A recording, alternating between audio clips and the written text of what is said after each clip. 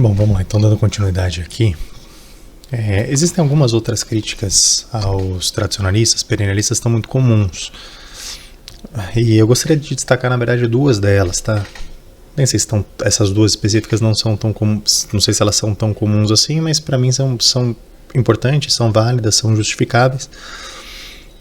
Eu queria só, antes disso, rechaçar uma grande também quantidade de críticas que se dá, por exemplo, no Brasil, por cristãos, tá? Então, cristãos que criticam o perennialismo basicamente porque o perennialismo não é centralmente cristão, ou enfim, o islâmico, que critica o perennialismo por se abrir a outras religiões. Essa me parece uma crítica que não tem muito cabimento, assim, porque a proposta do perennialismo é justamente não se vincular a uma revelação específica e sim valorizar todas elas, né? Então, obviamente, quem é cristão, né, com mais entusiasmo, um cristão fiel, de fato, criado no seio do cristianismo, um católico, um ortodoxo, até um protestante, seja o que for, que acredita, de fato, em Jesus Cristo como centro de toda a revelação, de toda a religião e tal, essa pessoa dificilmente vai ver valor no perennialismo e vai olhar para o perennialismo como um tradicionalismo, na medida em que esse tradicionalismo se abre para as religiões e rompe as hierarquias, né, em grande medida, entre as religiões, vendo todas elas como caminhos legítimos em direção a Deus. É óbvio que essa pessoa que segue uma religião específica vai olhar para o tradicionalismo com olhar crítico. Agora, é isso. Acho que esse tipo de crítica é muito óbvio, né? É um tipo de crítica que não tem nem como aprofundar, porque daí é realmente uma questão de crença, etc. Tá? Então não vou falar nesse aspecto. Um aspecto que me parece muito mais relevante aqui, para realmente ter uma crítica contundente ao perennialismo, tal como ele se desenvolveu na prática, em relação a certos desenvolvimentos que, na minha visão, escaparam da própria proposta inaugural, original dos autores tradicionalistas, pensando aqui principalmente no René Guénon, no Ananda Coomaraswamy e tal. O primeiro desses desdobramentos, que para mim é o mais problemático de todos, é aquele que se dá por uma via de politização excessiva de certos pressupostos perennialistas, com adaptações muitas vezes controversas. Tá? Acho importante destacar isso, porque quem estuda autores tradicionalistas às vezes entra num caminho sem tanto discernimento, acaba caindo em outros autores que também são, às vezes, integrados ao tradicionalismo, mas que desviam, assim, em muitos aspectos do próprio René Guénon, do Coomaraswamy, do Chuon, do Martin Lings, desse núcleo, né, que se voltava a questões espirituais, ao simbolismo, ao estudo das religiões e tal. E existem autores que, capturando alguns aspectos muito particulares do pensamento tradicionalista, enveredam para a política e entram em movimentos políticos de cunho muito reacionário, nada raramente violento e tal. Queria destacar especialmente um pensador aqui, tá? Não vou falar muito dele, porque foge a propósito desse estudo do simbolismo, mas que pode ser importante porque ele também tem seu valor como intérprete de símbolos, tá? A obra dele não é de todo desprezível, não. Tem aspectos importantes, mas é um autor que acabou enveredando muito para o lado da crítica da modernidade num viés realmente político e tal, que é o Julius Evola. Né? O Julius Evola foi um autor que supostamente seguia essa linha tradicionalista, mas ele partia de um pressuposto quase inverso ao pressuposto do qual o René Guénon partia, né? Enquanto o René Guénon, como eu já falei algumas vezes, colocava o polo espiritual, né? O polo do espírito, o polo dos brahmanes como primordial, e o polo do guerreiro, do kshatriya, como secundário, o Evola subverte isso, né? Ele inverte esses polos e coloca o polo do guerreiro em primeiro lugar. E isso já tem uma série de implicações na sua obra e tal. E, enfim, eu nem estou criticando necessariamente o anseio político, o anseio de modificação do mundo concreto, porque isso faz parte da integridade, né? Se a gente pensa no quaternário como integridade, isso também comporta, né? A atuação sobre o mundo tem espaço, claro que tem, a atuação política tem espaço, numa visão integral a partir dos símbolos, tá? Agora, quando essa inversão é feita, quando essa atuação material, concreta, do guerreiro, a gente pode chamar, prepondera sobre o espiritual, a gente já começa a ter um problema que me parece grave. Mas o Évola, ele vai além disso, né? Ele vai além disso na medida em que, não sei se isso é claro para todo mundo, mas assim, o tradicionalismo ele se baseia fundamentalmente na ideia de que as tradições, as grandes religiões, elas são os caminhos por excelência de ascensão do ser humano em direção a Deus, né? De contato, de ponte entre homem e Deus. E essa ponte deve se dar no seio das tradições. Esse é o postulado fundamental. Tem uma dimensão crítica nesse postulado, uma dimensão que a gente pode chamar de negativa, que é a dimensão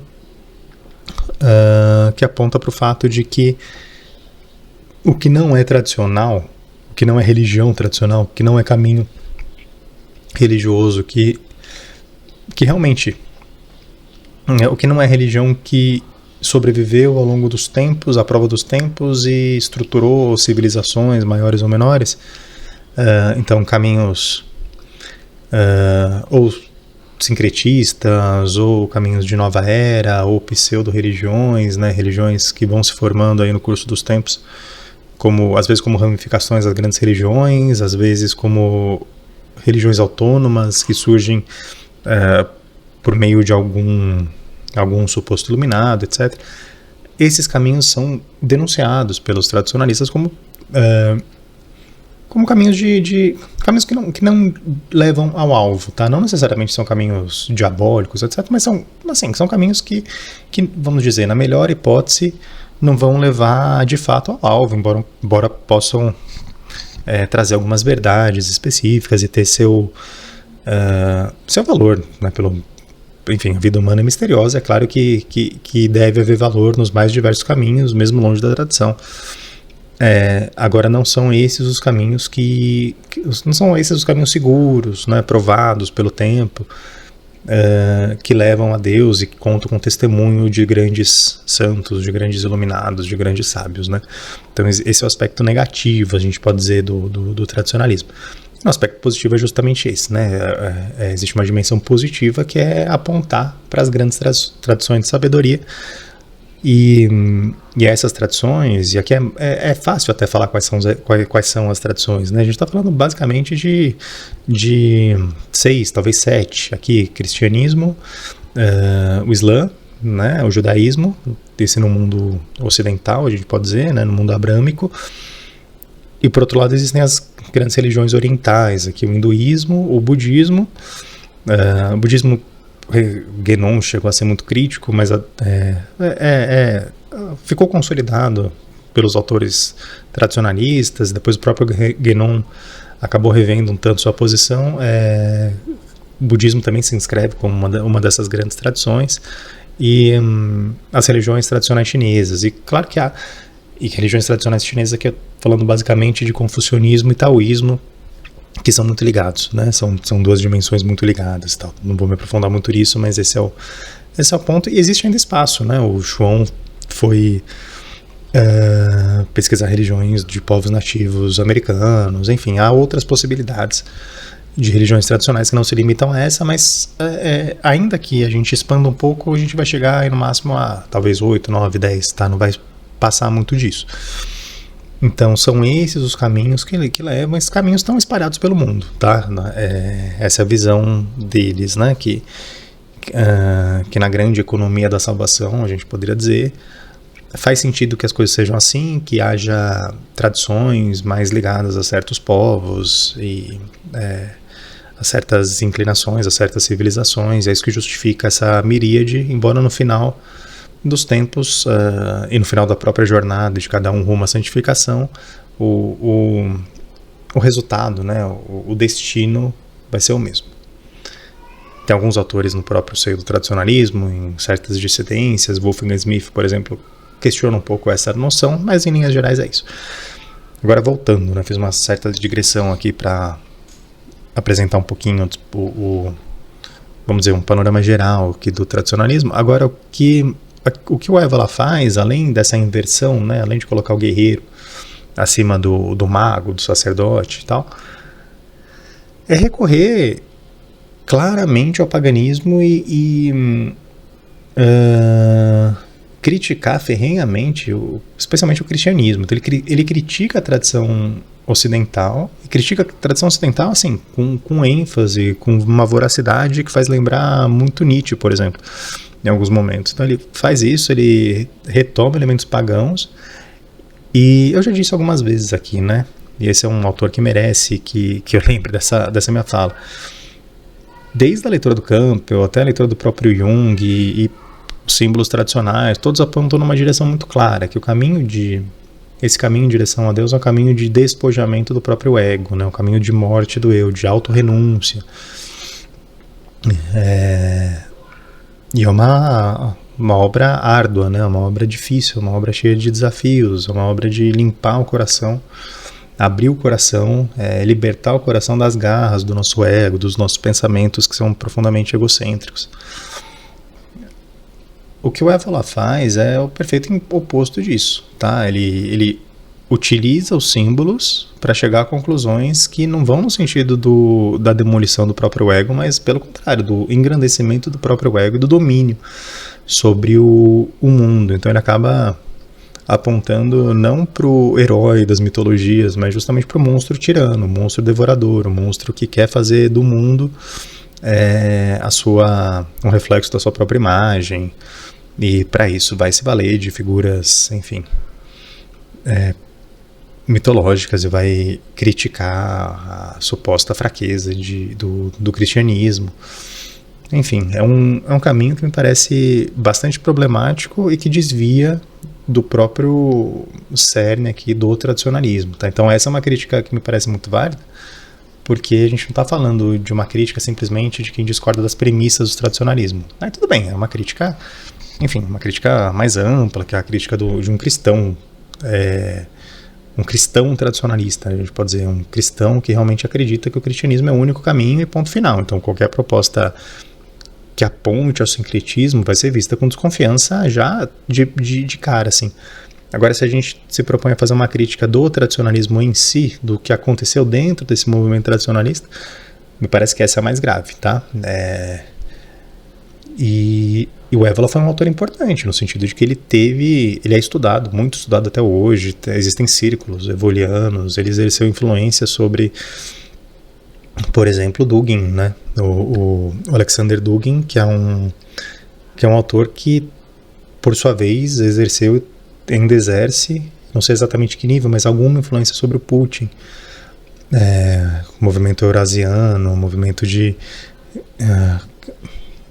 que aponta para essa grande Rússia, a grande mãe russa, mas ele faz isso também pescando elementos tradicionais para servir a seus próprios propósitos. Então, enfim, são caminhos dos quais eu particularmente não gosto. Dizer não gosto é pouco, tá? Tô sendo bem suave aqui.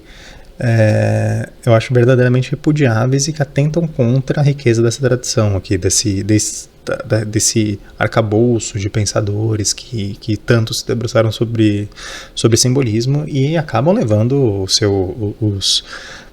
às vezes pessoas de muito boa intenção por caminhos tortuosos e que vão contra as tradições, sabe? Vão contra o espírito central das grandes tradições, que é o oposto, tá? A gente está falando aqui realmente, me parece, quando a gente parte para essa abordagem, embora ela tenha seu lado cativante, porque são autores eruditos e que vão trabalhar com símbolos, mas o resultado é um resultado realmente de uma espiritualidade invertida no pior sentido da coisa, sabe? Me faz lembrar muito aquela ideia de que a corrupção do ótimo é o péssimo, né? Então a corrupção desses pensamentos tão sublimes, né, tão elevados como a gente encontra em diversos livros dos autores tradicionalistas aqui, que realmente trazem palavras que tentam apontar para esse mundo espiritual e concretizar esse mundo espiritual de uma forma, enfim, harmônica com o espírito das tradições, não mais harmônica que eles conseguem, embora sempre sujeitos a erros e tal. Mas o que um Évola vai fazer, por exemplo, é usar essa riqueza para propósitos que no final das contas apontam para uma inversão da espiritualidade, para uma gratificação do próprio eu, num nível realmente muito, mas muito problemático. E as ramificações disso normalmente apontam também para caminhos de ativismo político violento, autoritário, reacionário no sentido ruim da coisa, né? Reacionário no sentido de uma reação mesmo, uma reação brutal ao modernismo por ser uma reação brutal ao modernismo, ao progresso, não a partir de um anseio legítimo de reviver as tradições, tá? Que me parece amplamente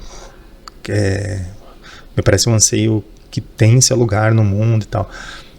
Agora o que esse curso de ativismo político acaba levando é um autoritarismo pelo autoritarismo, é o reacionarismo pelo reacionarismo. Isso vai muito, mas muito, muito longe do espírito das tradições desse próprio movimento tradicionalista, tá, gente? Então essa é a minha primeira crítica. Eu achei que ela até ia ficar um pouquinho mais curta, mas eu acho que o tema é grave, tá? Para quem, enfim, vocês estão fazendo para quem se interessa por esse curso, os autores tradicionalistas vão ser cativantes, tá bom? Mas acho que esse alerta é importante, tá? Existem limites e eu, sinceramente, falo por experiência, né? E enfim, a partir da minha experiência, talvez eu ajude aqui algumas pessoas, eu recomendaria muito não ir por certos caminhos, tá? Não que autores devam ser evitados, não que a gente deva ter medo de ler, enfim. Mas a gente tem pouco tempo para ler muita coisa, sabe? A gente tem pouco tempo para conhecer tantos autores interessantes no mundo. E se a gente começa a degringolar, né? Se a gente começa a colocar a nossa atenção em autores que vão para caminhos tão perigosos, isso, assim, na melhor hipótese, vai ser uma perda de tempo. Talvez tenha algum benefício, tá? Porque vai ter uma riqueza simbólica ali, por exemplo, vai ter uma riqueza... certamente alguns aspectos ali defendidos vão ser legítimos. Agora, não me parece seja a melhor forma de gastar o tempo, de gastar energia, de direcionar a atenção, tá bom? Então, acabou ficando um bloco inteiro para isso. Daqui a pouco eu volto aqui para falar de um outro aspecto que me parece problemático dentro desse arcabouço dos tradicionalistas.